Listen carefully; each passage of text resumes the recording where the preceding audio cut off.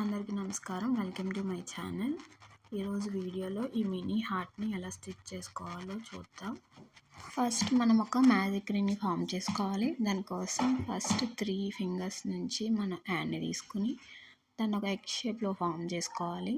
వెనకాల వైపు ఉన్న హ్యాండ్ని స్లోగా ఫ్రంట్కి తెచ్చుకోవాలి. ఇప్పుడు ఆ రౌండ్ షేప్లో నుంచి నీడిల్ హెల్ప్తో మనం వెనకాల ఉన్న హ్యాండ్ని ఫ్రంట్కి తెచ్చుకోవాలి.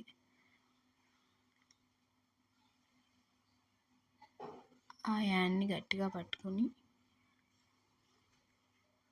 ఇప్పుడు మనం ఒక చైన్ వేసుకోవాలి. అది ఆ రింగ్కి ఒక లాక్ లాగా ఉంటుంది. మనం వేసిన చైన్ దగ్గర మనం రింగ్ని హోల్డ్ చేసి పట్టుకుంటే రింగ్ మనకి కదలకుండా ఉంటుంది. ఇప్పుడు మనం 2 చైన్ స్టిచెస్ వేసుకోవాలి. yarn over chain 1, yarn over chain 2. మన నీడిల్ ముందు ఉండాలి, యాన్ ఎప్పుడు కూడా వెనకాల ఉండాలి. ముందు నుంచి దాన్ని స్లోగా తీసుకుని వచ్చి చైన్ నుంచి బయటకు తీసుకురావాలి.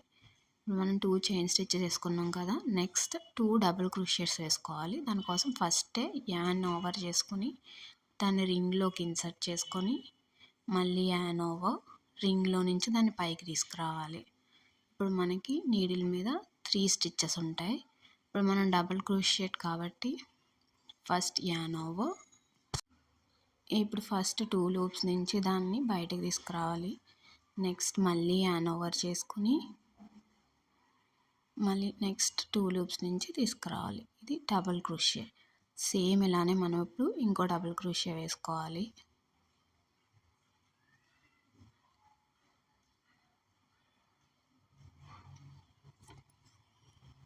ఫస్ట్ యాన్ ఓవర్ చేసుకోవాలి.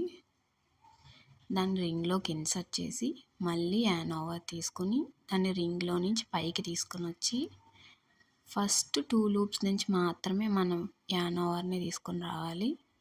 తర్వాత మళ్ళీ యాన్ ఓవర్ చేసుకుని మిగిలిన 2 లూప్స్ నుంచి తీసుకురావాలి. ఇది డబుల్ క్రోషియట్. ఇప్పుడు మనం 2 డబుల్ క్రోషియట్స్ కంప్లీట్ చేసుకున్నాం. నెక్స్ట్ 2 హాఫ్ డబుల్ క్రోషియట్స్ని వేసుకోవాలి. దీనికి కూడా ఫస్ట్ యాన్ ఓవర్ చేసుకుని రింగ్లోకి ఇన్సర్ట్ చేసి మళ్ళీ యాన్ ఓవర్ మళ్ళీ పైకి తీసుకురావాలి. ఇందాక మనం ఫస్ట్ 2 స్టిచెస్ నుంచి మాత్రమే బయటికి తీసుకొచ్చాం, కానీ ఇది హాఫ్ డబుల్ క్రోషియట్ కాబట్టి మూడిట్లోకి కలిపి ఒకేసారి తీసుకొచ్చేస్తాం. ఇది హాఫ్ డబుల్ క్రోషియట్. సేమ్ ఇలానే ఇంకో హాఫ్ డబుల్ క్రోషియట్ చేసుకోవాలి.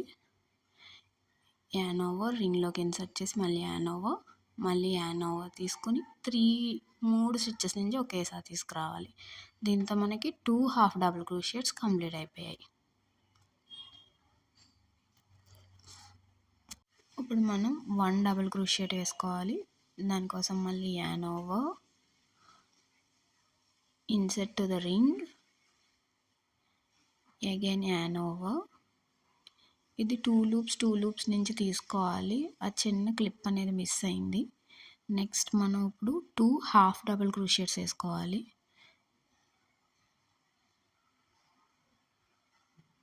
ఇప్పుడు 3 స్టిచెస్ని ఒకేసారి తీసుకోవాలి. ఇది హాఫ్ డబుల్ క్రోషియట్. సో ఇంకో హాఫ్ డబుల్ క్రోషియట్ కూడా మనం వేసుకోవాలి. An over insert to the ring, an over and again an over.